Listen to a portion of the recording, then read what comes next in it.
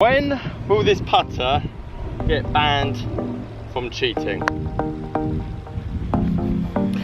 I'm not sure, but it seems to be working for me. Has that gone in first time? Shut up, really? Now, to be fair, you guys know that was my first attempt because I even got my lines wrong. Banned from cheating. Banned from cheating. Banned for cheating. Plus the raw shock when I heard the clink of the flag behind me. But it seems to be working for me. Has that gone in first time? Shut up. However, what I want to find today, seeing as I've never used this and I'm actually selling this on behalf of a friend, is do I get a direct advantage? Or is it just a placebo effect? Because my friend is selling this. He's a professional, but he's going back to a Scotty Cameron. The good thing is that I've never used one of these until now, and I've got a 100% record from 35 foot. So some would actually deem that as a bit of an advantage or incredible luck. Incredibly simple first test. 4 balls, alternate shots, 2 putters, and as I say, this would be the second and third time I'm ever using the Armlock. I want to see how easy it is to set up. Now, obviously, hold the first putt with my normal traditional putter. Armlock, however, I kind of thought about it way too long. I've seen obviously how to do it, I've seen the pros use it, I've seen tutorials, X, Y, and Z, but finding your own method, especially for your more traditional putter, took a bit of a while, and I definitely didn't feel comfortable. And when I hit the thing, it came off like an absolute rocket. Third putt, obviously I hold with my more traditional putter, and then the fourth one, once I'd actually got to terms with what the putter is and a nice little comfortable feel, I'm not gonna lie, that ball came off very smoothly. So with that all being said, it was very clear I needed to get down to the practice green and get to grips with this putter. And after a bit of tinkering, playing with, I was astounded how far forward you have to lean this putter. It's an extension of that left arm, which is very opposite to my traditional style. So if you are thinking about moving from your putter at the moment to this, it's gonna take work. It's not like you can go and flip a switch and then hold 3 to 6 foot putts. That being said, once I did get to grips with the style and method, I felt incredibly confident, and I wasn't necessarily even hitting these all out the middle, but it didn't look anywhere else but the middle of the hole. So second head to head, 9 foot, very straight putt, uphill, very easy putt, let's say, and this is to purely test club face. Can you keep that club face at the target better with an Armlock putter? I think that's what is exaggerated more. If you struggle around the 3 foot, 6 foot mark, potentially 9 foot, this is going to help keep that club face on target better, as well as because potentially you're rotating better, you've got better fundamentals, forward press, X, Y, and Z, you're hitting out in the middle more consistently, but it's not invincible. I was very impressed to start off with. I thought this thing was going to just drain everything, but I did get a nervy pull one here and there. I did hit one slightly out the toe. However, I've been practicing with the thing for 20 minutes and it's holding its own against my traditional putting style, which is very different. And there's 2 things I can take away from that. Number 1, if I practice a lot with this Armlock putter, am I then going to be a lot better inside that 9 foot range? Potentially. Number 2, it's a completely different putter altogether, a completely different putting style. Therefore, I've got 0 pressure whether it goes in or doesn't. Editing Simon here just to address the elephant in the room. No wonder I keep pulling all my putts in life, considering I'm basically at a 45-degree angle at the hole. What are you doing, son? I probably would have a better 50% ratio from 9 foot if I was actually aligned to the target. No putter in the world's going to help unless I address that. So I thought I'd talk about it before I get a lot of comments down below. I'm not going to lie, test number 3 was eye-opening and mind-blowing. I'm just going to set down the camera and let you watch these 4 putts. Now, I wanted the Stroke Lab to go first, not necessarily to give it an advantage and maybe give my more traditional style, because maybe I'm thinking there's a lot of parts that go into putting, psychological level, subconscious, conscious thoughts, you name it. But what I witnessed was a revelation. It brought me back to what my putting stroke used to be like. Now, I've hit a lot of Stroke Lab putters.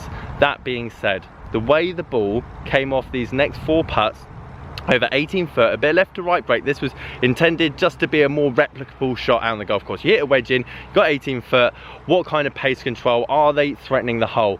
Now, the fact that I've not only held the first one and got a bit excited, and then I hold the second one, the way it came off the face was the bit that was astonishing to me, because that feeling I haven't felt for near on 3 years, because I don't practice my putting 15 to 20 hours a week like I used to. When I was playing county stuff, I was practicing my putting, and a lot of you, to be fair, haven't even got 15 to 20 hours a week to practice golf in general. I don't think this thing is a cheat code, but it is a gateway and an eye-opener for some of you of how a ball should be rolling across the green. And those 4 putts there, even though psychologically I was getting excited, I was thinking, how can I surpass the first 2 putts? I then drained the third. The 4th one was well controlled, and all I was worrying about is pace. The club face was at the target. I was hitting them directly out the center of the putter. The loft was perfect. The dynamic loft was perfect. Therefore, I got this lovely glide of a roll. Interestingly, I then tried to replicate this with my ping putter, and I did hold the first one, and it did come out the middle beautifully, just like it did with the stroke lab. But then, as those subconscious thoughts, psychological, can I actually hold 4 out of 4 with my more traditional putter, flooded my brain. I'm not working as much as I used to on my game. We then saw errors, we then saw toe hits, we then saw heel hits, we then saw a lack of pace. Maybe my loft wasn't right, maybe I got a bit flicky with the wrists. This is the difference I find with these 2 putters, and now it is relatively eye-opening and a big game changer to a lot of amateurs. This thing isn't going to help you read greens. This thing isn't going to give you pace control overnight, but what it is going to do is give you the raw fundamentals to give that ball a nice pure roll at impact. Meaning that's one less thing that you've got to worry about when trying to drain a putt. And for people like me and you that haven't got 15 to 20 hours a week to work on our short game, to get that same kind of effect with a lot of other putters out there is a bit of a game changer. So then, after the flurry of 18-foot putts that we have just witnessed, it does beg the question, will this style of putter ever be banned?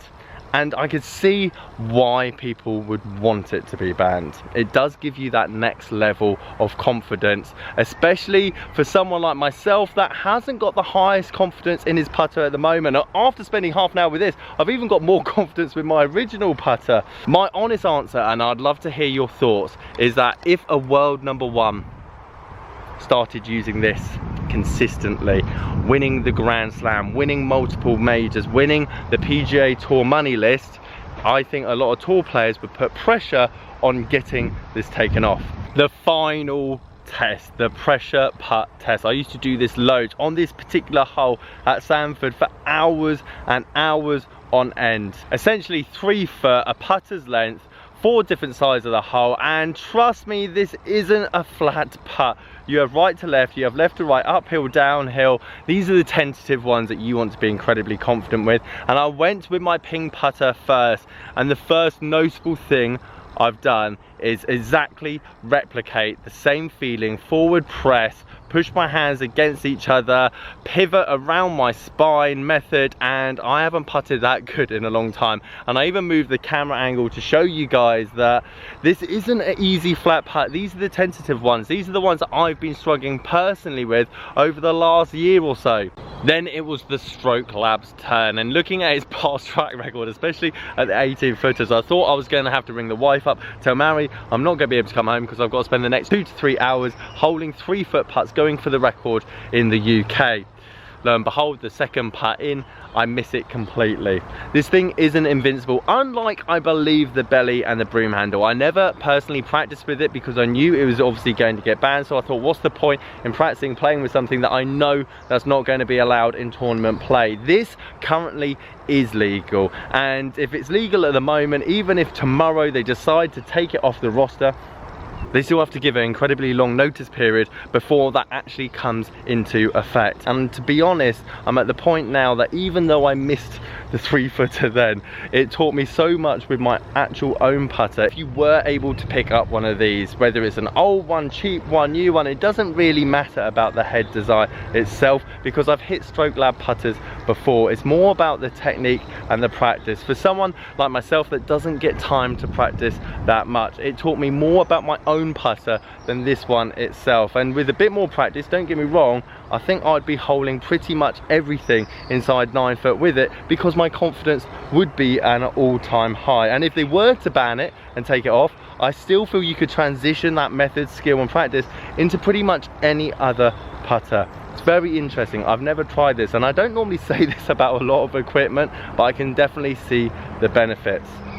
That being said, a lot of pros, and especially my mate, has gone back to his more traditional one. So maybe the placebo effect after a while does wear off. But for the moment, I'm very excited to go and practice my putting with my original putter. Guys, if you like this video, leave it a like. Subscribe if you are new. Catch you guys there.